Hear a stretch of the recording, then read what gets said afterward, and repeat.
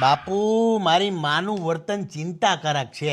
મારી માનું વર્તન જો આવું ને આવું રહે ને તો આવનારા સમયમાં ઘરની કોઈ વહુ વડીલોની સેવા નહીં કરે. આ કહી દીધું. બેટા તારી માં તારા બાપનું ધ્યાન નથી રાખતી તો મારા બાપનું ધ્યાન એ રાખે.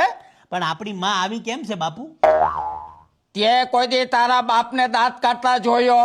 શું કામે? તારી માને લીધે. મારી માને આ જો મારી માં કુવા પાસે શું કરે? તમે ત્રણેય તો નસીબદાર છો કે તમને હું મળી. બાકી જો કોઈ માથાની મળી હોત ને તો ખબર પડત. આ છેલ્લા સાલી વરથી 5 વાગ્યાની ઉઠીને બાબાને ખવડાવું તોય મને દખ દઈ છે. બોલ, હું તમારી જગ્યા ઉપર હોત ને તો આટલું સહન ન કરું. સાચી વાત છે બા. બાકી આજકાલની વહુઓ તો સાસુ સસરાને રાખવા જ તૈયાર નથી. આ તો અમે તૈણ હારી નહીં. બા, તમને જોઈને માર બાની યાદ આવી ગઈ.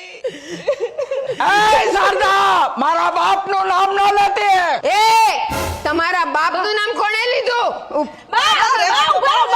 એનું તો રોજનું થયું. જવા દો મને. અરે મારા બાપનું નામ જ તું લઈ છો.